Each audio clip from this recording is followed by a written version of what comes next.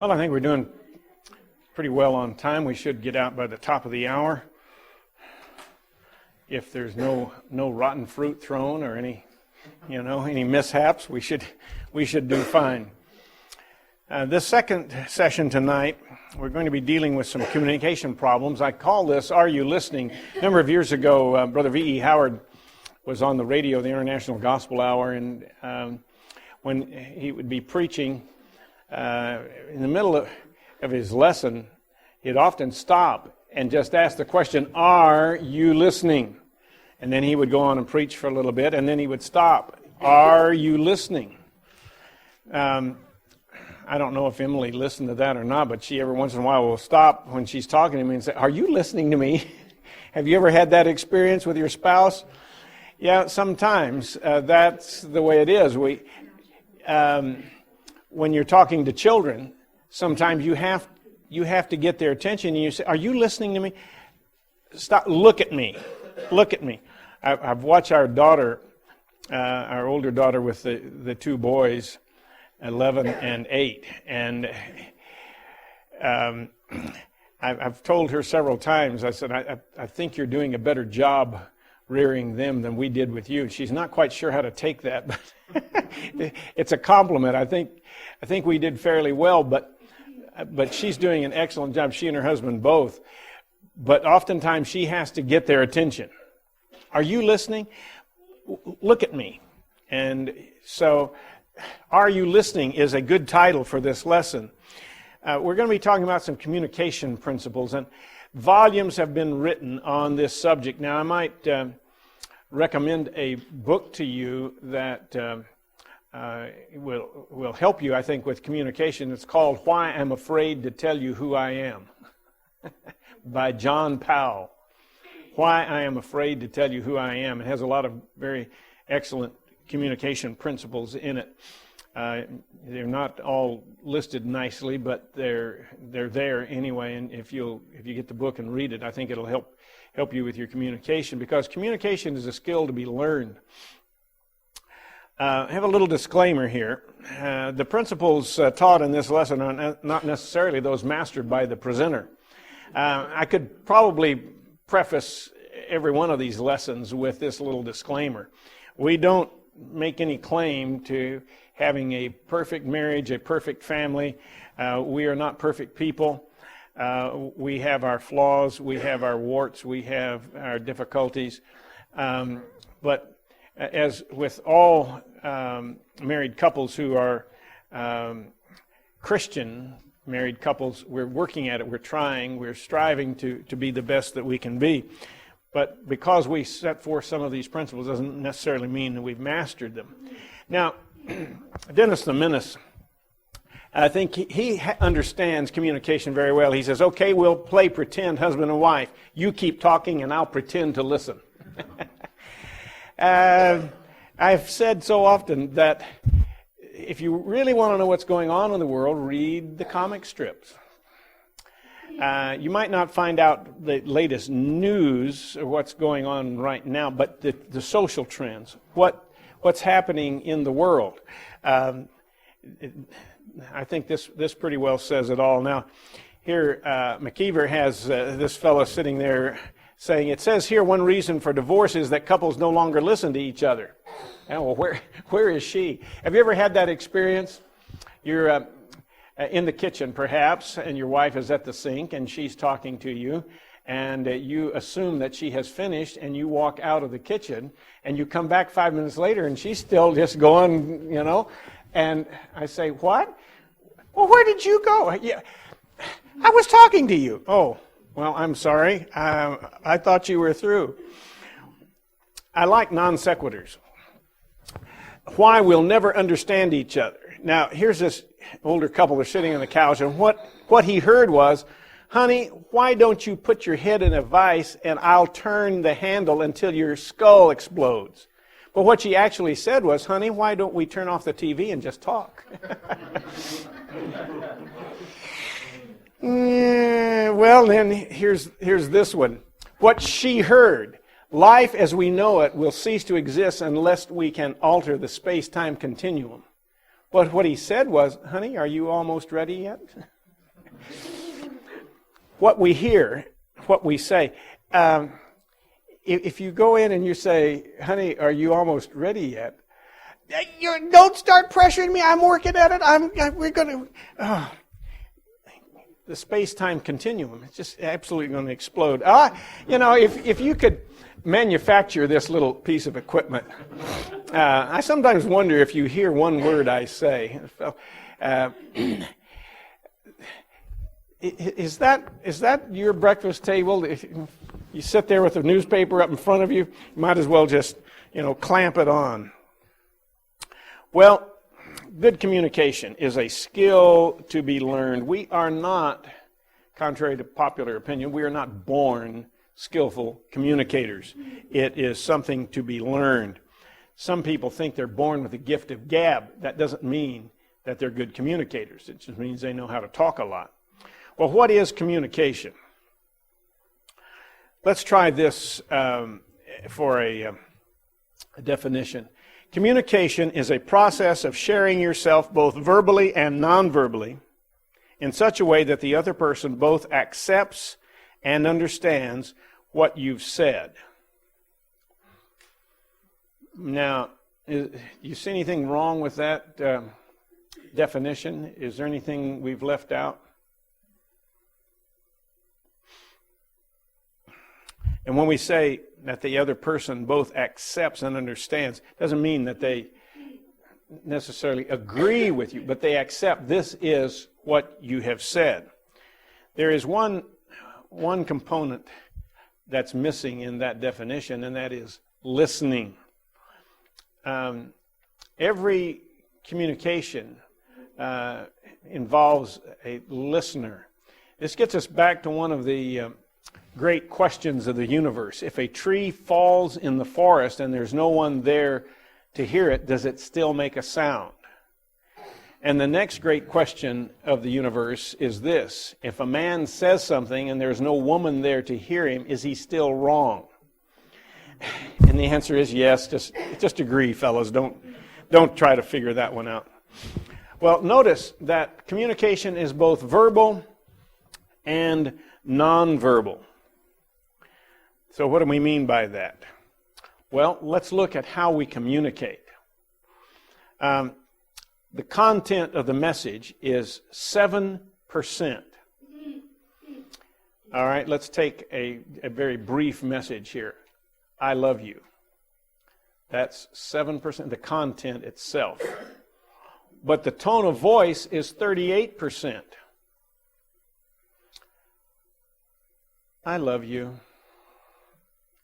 Tone of voice. The message is the same, but the tone of voice, a little flat, isn't it? Nonverbal. Facial expressions, your posture.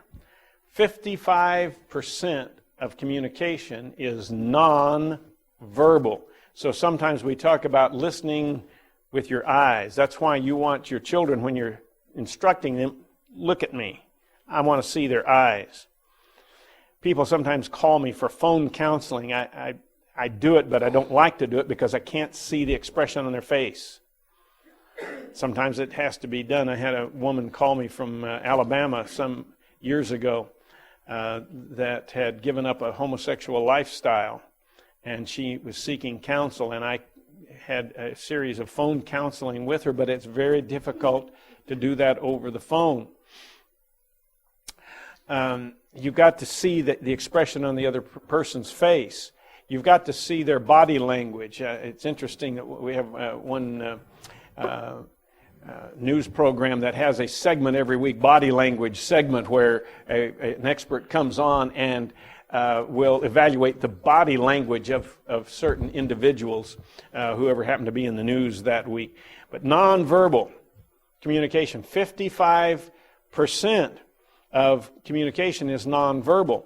You realize that with the tone of voice, you can change the meaning of a sentence simply by the tone of voice. Now, here's some nonverbal communication. evidently she's constructed a barbed wire fence down the middle of the bed, and he says, apparently I've done something to upset you. She hadn't said a word, but the nonverbals are there, aren't they? Well, before we get to how to be a good listener, let's think about the tone of voice for just a moment. You can change in fact, let's just go back to that slide. You can change the meaning of a sentence simply by the tone of voice. Let's take the sentence, I didn't say she stole the money. I didn't say she stole the money. I didn't say she stole the money. I didn't say she stole the money. You see, just by the emphasis that's there. Now, you can give the same message, but you can give it so many different meanings.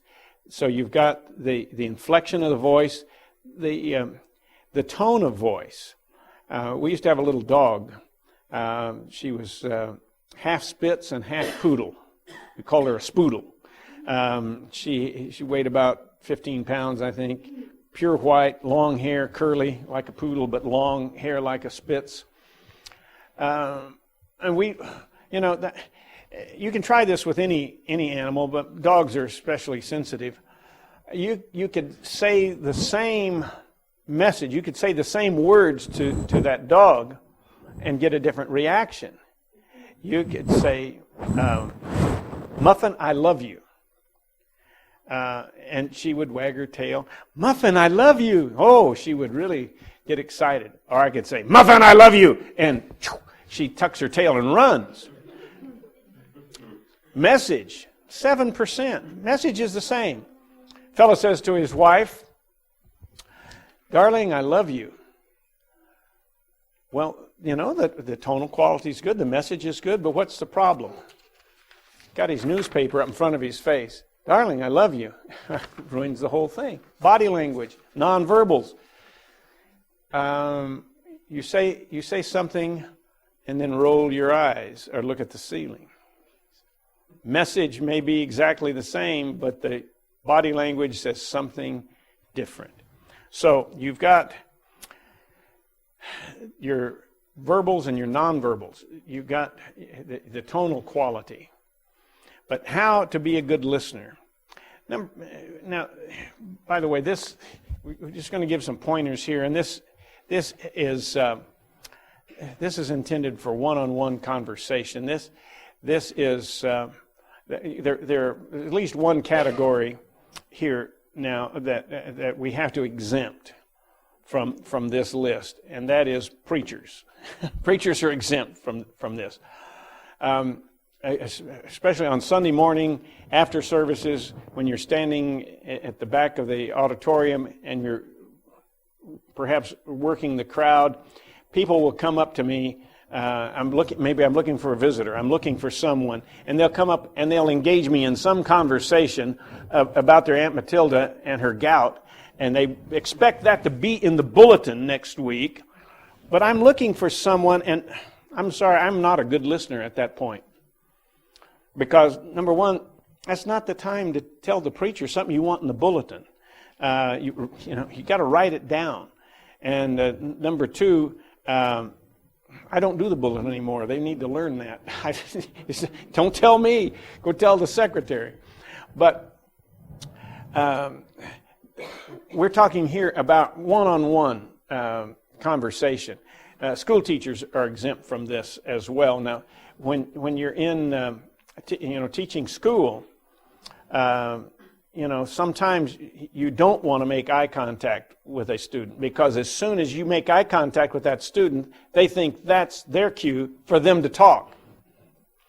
So sometimes you don't want to do that. So some of these rules do not apply to preachers or to someone teaching school. But first of all, don't be distracted. So when you're talking to your mate, you give them your full attention. Don't be distracted. Don't think of what you're going to say next. And this is one of the major problems with conversation, with communication, that sometimes while the other person is talking, we're thinking ahead, because we can listen at about 300 words a minute, but we can talk 150 words a minute. So what do you do with all that extra time? You think about what you're going to say when they stop. Well, Proverbs 18:13 says, "He who answers a matter before he hears it, it is folly and shame to him." And so my wife has memorized this passage of Scripture and repeats it to me when I end her sentences for her, because I know where she's going with this. I've heard this before. And why can't she just get on with it and get to the end? I know. So I just go ahead and I finish the sentence. And she says, "No, that's not what I was going to say." Let your object be to take pleasure in what's being said. You know, sometimes we start telling stories, and men are especially bad at this, I think. We start telling stories, maybe it's a fish story, and as soon as he gets through telling his story, I've got one that's better than that. And then the next guy's got one that's better than that, and the fish gets bigger and bigger. The bear gets meaner and meaner and faster. It doesn't matter what the story's about. Somebody's always got something to top that. If we can learn just to back off, there'll be another time to tell our story. Listen to what the other person is saying and let them tell their story and take pleasure in what's being said. And learn to share in their experiences. Enjoy what they're telling you. And you will find that being a good listener will endear you to those who are talking. Rather than trying to tell your own stories, enjoy their stories. And then keep eye contact. And again, two categories where this doesn't count: preachers and school teachers. And then give feedback. Now, we're going to talk about differences in gender, male and female. When women talk to other women, there's a lot of feedback. Have you ever noticed that? They engage one another. When a woman is talking to a man, she might as well be talking to that wall over there, because he doesn't say anything. He just, the eyes sort of glaze over. But men do not give feedback as much as women. And that doesn't mean they're not listening, but sometimes women wonder, are you listening to me? Yeah, I'm there. So, if you will grunt once in a while, if you just, give a little feedback, then that, that satisfies her. But women, when they talk to each other, they're involved. They give feedback. Well, how to speak your spouse's language. Now, try to learn the way your spouse communicates and then mirror that, or at least try to in some way duplicate that. That doesn't mean you're mocking them or you're trying to mimic them, but learn how they speak and then try to mirror that. Follow the same patterns of speech. Now, this isn't easy to do. You have to stop and listen and pay attention to the way that they communicate. And beware of the differences. Well, what are the differences? Well, there are gender differences, for example. There have been some marvelous studies done by researchers with government grants to go in and do all of this research to discover what? Men and women are different. Oh, aren't we glad our tax dollars at work? Yeah, men and women are different. There are gender differences. Now, here's a little picture. I don't know if you can see this or not, but there's a radio, and the top half is labeled the man. It has an on and off switch. The bottom half is labeled the woman. And you notice the number of dials, and there's on and off, but there's all kinds of interesting other little switches along there that you can fine-tune that.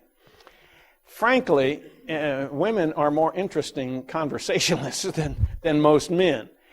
Unless we happen to be talking about sports, fishing, hunting, baseball, basketball, football, Well, then, they can dial it up a notch or two.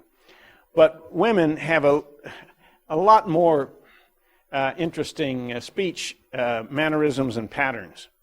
Well, what are the differences? There are learning differences. We learn in different ways. Some people are learn by listening, others learn by doing. We have difference in educational backgrounds. I've had couples come in for counseling where one maybe has a high school diploma and the other has a master's or even a doctorate.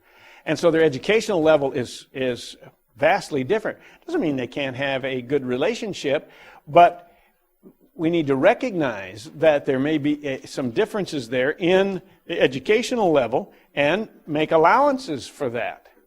And if we understand that you don't have to use a $50 vocabulary when a 50-cent vocabulary will do. I like the way Marshall Keeble put it. He said, if you put the hay where the calves can eat it, the cows can eat it too.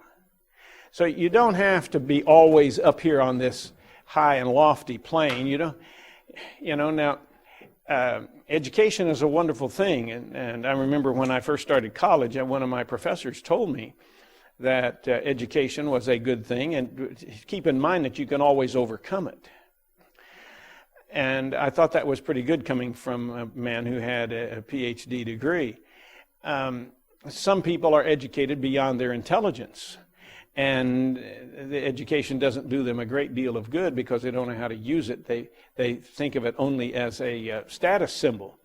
But there are some educational differences. There are differences in life experience. And so you take that into consideration. Here's a person who, when they get out of college, they go on a world trip. They go around the world. They maybe hike the Appalachian Trail. They camp out in the wilderness. They come back home, and they settle down. They get a job, and they get married. And they marry someone who has never traveled more than 25 miles away from their home. They have some different life experiences.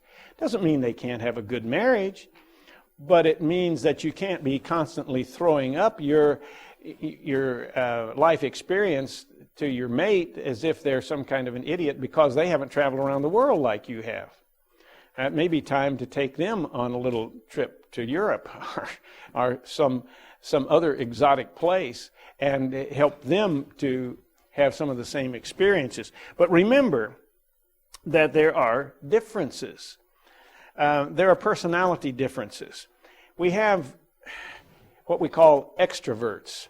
An extrovert is a person who is rather outgoing. The extrovert is a person who enjoys sort of thinking out loud. They are rather imaginative. They have a lot of brainstorming that goes on. They like to talk about what they might do in this situation or in that situation.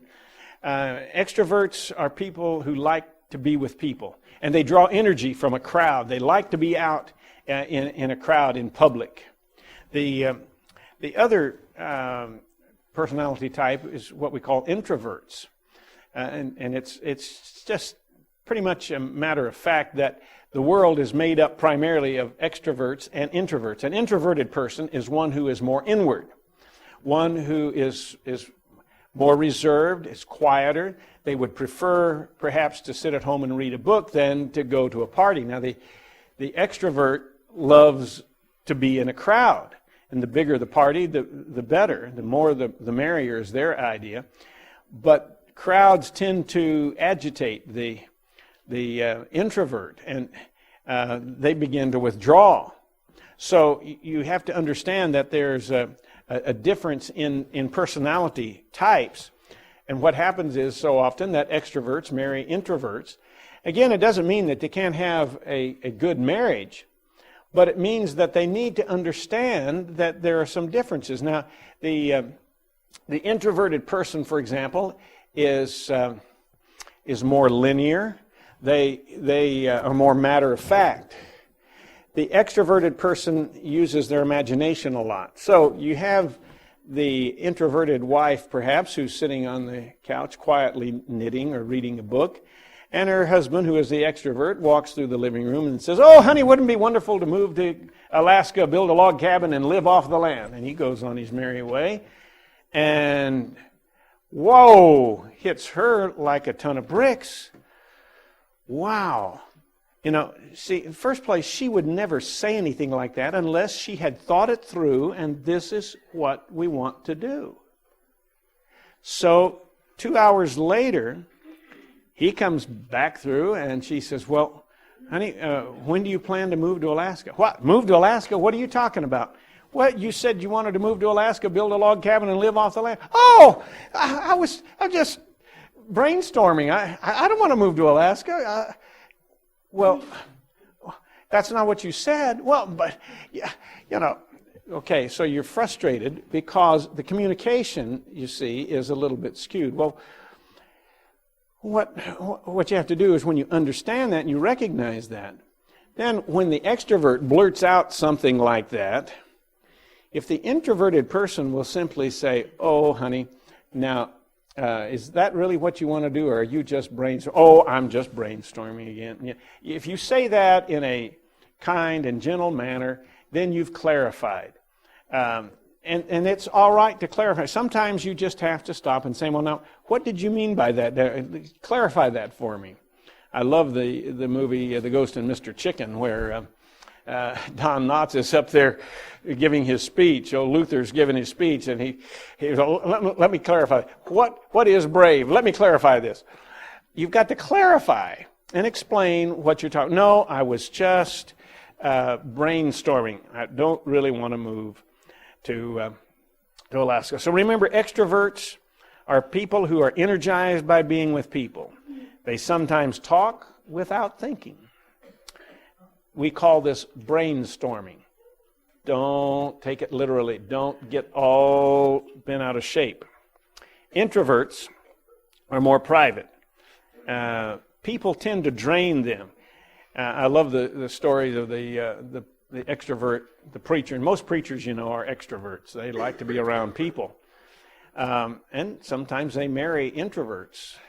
They're good Bible class teachers and all, but crowds tend to overwhelm them. And so on the way home from church one Sunday morning after service, he said, "Oh, by the way, honey, I've invited 15 people over for lunch." Oh, you talk about panic time. You know, when you have a situation like that, you need to plan ahead. Say, "Honey, next Sunday after services, do you think we could have 2 couples over?" See, 4 people is all right. She can handle that. 8, 10 people, then that's gonna really push her over the edge. Introverts, people drain them. Introverts ponder before they speak. They prefer quiet over the spotlight. And you don't press an introvert for an answer. The more you press an introverted person for an answer, the more they're going to retreat and they're going to back off, and you're not going to get anything from them. So it's best if you can say to them, "Honey, here's something I want you to think about," and you give them your idea and say, "Maybe we can talk about this tomorrow. Just think about it for a while, and we'll talk about it later." And that gives them time to think through something that maybe you are interested in doing, but you don't overwhelm them with too much information. So what are the differences? You got learning styles. Some people are visual people. They learn by seeing. And they would rather get a piece of paper in their hand and read a letter. Do you know there are actually people who still write things down on paper, put them in an envelope, put a stamp on it, and mail it? It's an amazing thing. But if I get an email, if I don't print it out, and I go in and just tell my wife what it said, that's not very satisfying. But if I print it out and she can read it, well, then it means a whole lot better. It works a whole lot better. There are auditory people. Auditory people can, they learn by hearing, and so they like to hear things. Some people, they'll get CDs or tapes of sermons, and they put it in their car CD player, and they listen, and they learn as they listen. When I first started preaching, I would prepare my sermon notes, and then I would go over to the auditorium at the church building and put a tape recorder up on the pulpit, and I would preach my sermon just like if I had an audience out there, and I would preach it into that tape recorder, and then I would play it back and listen to myself, which scared me to death. Why would anybody want to listen to this? But I learned the material by hearing it. Some people are more auditory. And then there are what we call the intuitive, kinetic people. They're feeling people. We talk about women's intuition. They just have a feeling about things. And they get certain vibes, we used to say, from other people. So there are different learning styles. So there are visuals. Learn the learning style of the other person. When they say, "Let me see it," "Hey, look at this," or focus on that, or "How do you see this?" These are visual terms. People who are auditory will say things like this: "Do you hear what I'm talking about? How does this sound to you? You're coming through loud and clear." See, these are auditory. And then feeling people. What's your sense about this? You hear this on the news so often when someone is interviewing another person. What's your sense of the election? What's your sense of what's going on Wall Street? Or they'll say, "I'm getting some vibes right now," or "This seems right to me." See, they're feeling people. Speaking the other person's communication style depends on you first determining their style, and then develop your relationship by using words that they use and that they understand. And then be flexible. Adjust to meet the other person's needs. One of the Beatitudes is, "Blessed are the flexible, for they shall not be bent out of shape." Be flexible. Listen, learn the other person's style of communication, and then see if you can match the way they speak. Let me give you 6 levels of communication, and these are all from John Powell's book, Why I'm Afraid to Tell You Who I Am. Actually, I don't think he has this one in there. I think this is one that we've added later. The lowest level of communication is the grunt.